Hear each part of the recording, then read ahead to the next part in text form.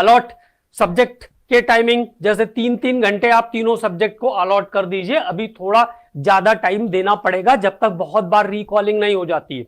अभी नीट का एग्जाम्स का डेट भी नहीं आया है, एग्जाम्स कब होंगे ये पता नहीं है, मे बी जून लास्ट या जुलाई। अभी तक जो मेरा सोचना है उसके हिसाब से जून लास्ट या जुलाई में डेट कहीं होगी नीट की, एक्सपेक्टेड। मैं कोई भविष्यवाणी नहीं कर रहा हूं, लेकिन ऐसा एक्सपेक्टेड है मुझे कि ऐसा होना चाहिए अभी तक जो सिचुएशन दिख रही है उसके अकॉर्डिंग।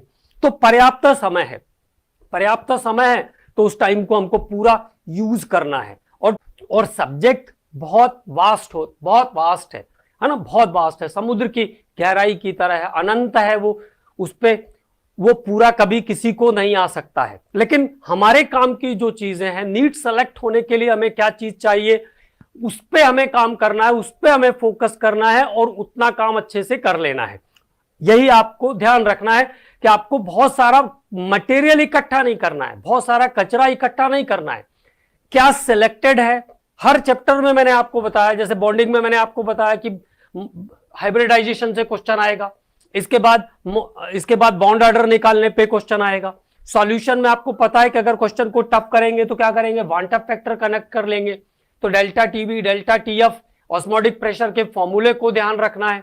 इसी तरह से जब हम इनऑर्गेनिक में आएंगे तो हमें एनसीईआरटी के बेस पर चलना है। मतलब ऐसा नहीं कह रहा हूं मैं कि नोट्स को बिल्कुल छोड़ दीजिए, नोट्स आपको करने हैं। जब आप नोट्स करके बैठेंगे ना तो आपको एनसीईआरटी ऑटोमेटिकली, एनसीईआरटी में जो भी चीजें हैं, जो भी प्रॉब्लम्स है, वो आपको ऑलमोस्ट सब कुछ अपने आप बन जाएगा, वो आपके लिए बिल्कुल इजी गोइंग हो जाएगा।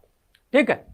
इसके बाद ऑर्गेनिक में क्या ध्यान रखना है, ऑर्गेनिक में एक बात ध्यान रखना है कि सभी रिएक्शंस को लिख करके जरूर देखना है। आपको ऐसा समझ में आया होगा बोर्ड पे पढ़ते समय कि बहुत आसानी से समझ में आ रहा है, सर ने ये निकाल दिया, ऐसा जोड़ दिया, ये बन गया, अगली बार ये निकाल दिया, ये जोड़ दिया, ऐसा बन गया। लेकिन उसके बाद भी आपको रिएक्शंस को बार बार लिख करके देखना है, ये आपको ध्यान रखना है। तो उस पर ये कॉन्सेंट्रेट करिए कि अगर रिएक्टेंट को चेंज करते हैं, मान लीजिए रिएक्टेंट का मोड चेंज कर दिया, सिंपल वाले से रिंग वाले पे ले गए या कहीं भी ले गए, तो आपको ये क्लियर होना चाहिए कि काइनेजारो है तो वो क्या काम करता है।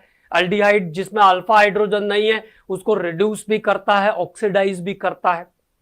तो एनसीईआरटी बहुत सिलेक्टेड है, बहुत कम चीजें हैं उसमें, लेकिन वो बहुत काम की हैं। मैं ऐसा नहीं कह रहा हूं कि वो काम की नहीं, बहुत काम की हैं। पेपर बिल ऑलमोस्ट लगभग बेस रहता है, 90% आप मान के चल सकते हो कि कोशिश करते हैं कि वो उन्हीं चीजों के बारे में बात करें जो आपके सिलेबस में है, लेकिन उसको थोड़ा वास्ट रेंज में हम इसलिए पढ़ते हैं ताकि वो चीजें हमें क्लियर हो जाए, उस पर आने वाला कोई क्वेश्चन हमारा गलत ना हो, इसलिए हम उसको थोड़ा सा एलोबरेट करने की कोशिश करते हैं। और हर चैप्टर में कुछ ना कुछ एलोबरेशन मैंने किया है, क्योंकि कुछ ना कुछ बाहर जा सकता है कॉम्पिटिटिव एग्जाम में। आप किसको जाओगे कंप्लेंट करने कि ये चीज सिलेबस में नहीं थी, ये चीज आपने कैसे पूछ लिया, तो कहेंगे पॉलीमर्स तो था ना, तो हमने पॉलीमर्स से एक क्वेश्चन बाहर से पूछ लिया, हेलमेट किससे बनाते हैं तो तुम याद करके आओ, है ना। तो ये हमारी रिस्पॉन्सिबिलिटी भी होती है। कॉम्पिटिटिव एग्जाम का वैसे कोई एग्जैक्ट प्रिस्क्राइब्ड सिलेबस कभी नहीं होता है, ठीक। बोर्ड का सिलेबस प्रिस्क्राइब्ड होता है, बुक प्रिस्क्राइब्ड है कि इस बेस पर हमको इतना चीज आना चाहिए। दूसरी चीज कॉन्फिडेंस जो है वो कभी भी लूज नहीं करना है।